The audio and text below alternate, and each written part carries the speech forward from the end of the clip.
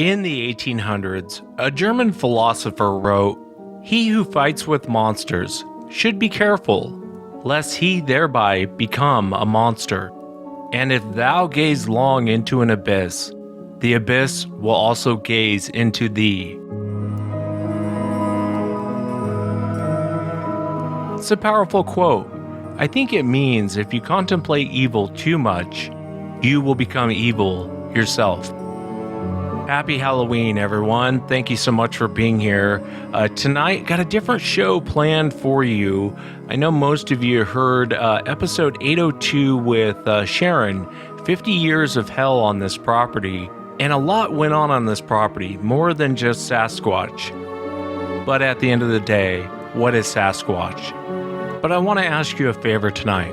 We all come from different backgrounds. We all have different beliefs. All I ask tonight is that you listen. Nobody's trying to sell you anything. Nobody's trying to make you believe anything. All I ask is that you just listen. Earlier in the week, I spoke to Sharon from episode 802. And if you haven't heard it yet, go give it a listen. But I also spoke with Sharon's daughter, Megan. I asked her about the property. Megan talks about one of the very first experiences she had on the property. Maybe a few weeks before my birthday, I had been out on the back of the property. It was in the evening time, and so it was October, and it was like one of those light evenings where it was gentle rain.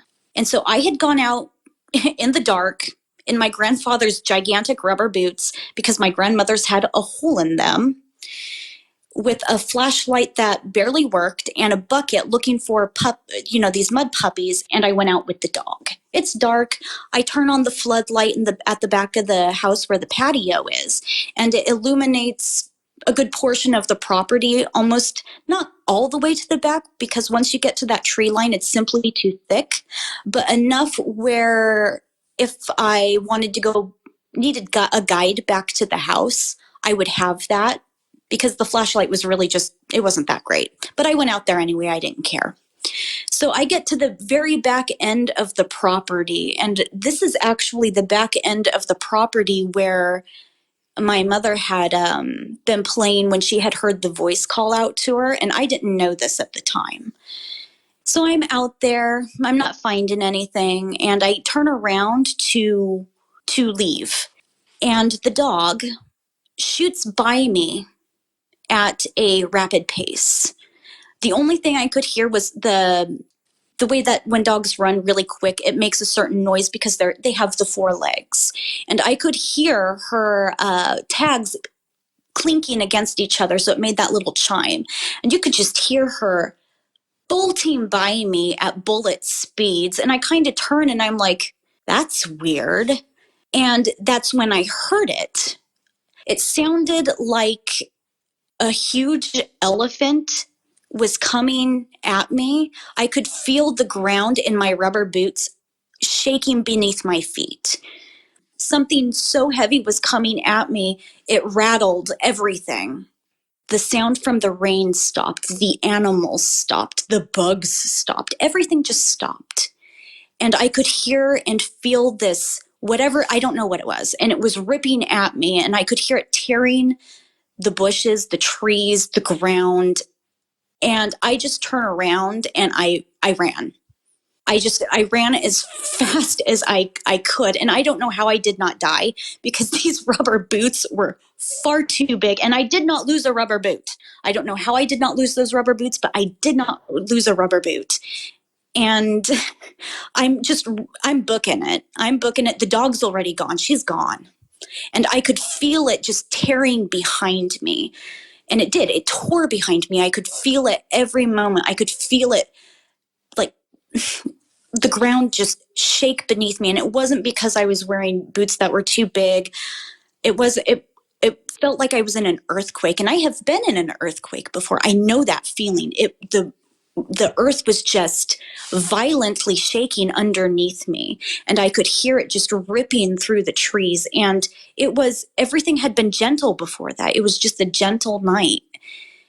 So I'm running through this labyrinth of rhododendrons and blueberry bushes and trees, and just trying not to look behind me and not panic, I suppose. And I get out of the woods, and I get into where I get into the border of the floodlight, and I hit that. I feel the light, and I keep running.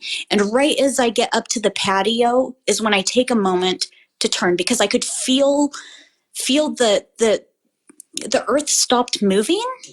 It changed, and it stopped ripping at the trees. And I just turned and I looked, but I could hear like a bum, bum, bum, like it was pacing back and forth in the dark. And it happened actually so quickly that my grandmother had let the dog into the house, wiped her feet, let her into the house, and I was back right behind both of them in just a matter of like 30 seconds. And I told her about it, and of course it had to have been a cougar. But I'm not sure how I am still alive if it were a cougar, because or a bear, it would have gotten me in those boots. I'm not sure how I got out of there. If it would have wanted to overtake me, it could have easily have had me. Megan was about 11 years old when this happened. To this day, she will tell you she has no idea what was chasing her. She never saw it, but she did hear it, and it was ripping out trees. The next day, she went out to see what kind of damage was done with all of these trees being knocked over. To her amazement, there was no damage done to the forest. We'll come back to Megan and Sharon in a moment. Because it is Halloween, and in preparation for this show, I wanted to know what were the most common things that people reported during hauntings or any sort of demonic encounters.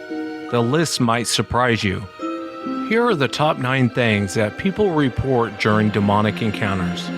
Number 1. Strange knocks, cold spots, unexplained whispers and smells. Number 2. Having an uneasy feeling, almost like someone is watching you. Number 3. The peripheral sighting. This is where you catch a glimpse of something out of the corner of your eye. It's almost as if it's a shadow or a mist that has suddenly darted by. Number 4. The cold spots in the home. Areas that suddenly feel as if the temperature has dropped to 20 or 30 degrees. Number 5. Unexplained noises. Knocking, scratching, or pounding sounds. You might hear footsteps in another room, and then rush in only to find that no one is there. Number 6. An offensive odor. This is where a putrid smell suddenly appears and then vanishes just as quickly. Number 7. Magic whispering. This is a phenomenon that is known where you hear voices but you can't quite make out what they're saying. In the ghost world, they call it magic whispering. Number 8. The glowing eyes. People report seeing glowing eyes. Red is the most common, but yellow, blue, and green have been reported. And finally, number 9, the visual occurrence. This is where you actually see a spirit materialize. It may appear as a fog-like substance or as solid as you. When I first got into the whole Bigfoot scene and really started investigating it, I was convinced it was an ape. What I saw was flesh and blood. It was weird and terrifying, but flesh and blood nonetheless. I refused to listen to any of this flute-playing magical talk. I can tell you the exact moment when my opinion started changing. 5 years ago, I spoke to 2 men who had these creatures running around on their property. They described what was going on and how all of this started. The conversation went something like this. I opened his garage door, ran the extension cord out, so all I had was a light, what do you call it? Halogen light. Yeah, like a halogen light. So, shining it out there, I had some snips, handsaw, and was cutting this bush out. I just basically made my way into the trunk area and then was cutting it up, kind of tearing it off and pulling it out behind me. You know, when I get a big pile, I'd get out, pull them the rest of the way out. Well, I'd been there, right, probably 15,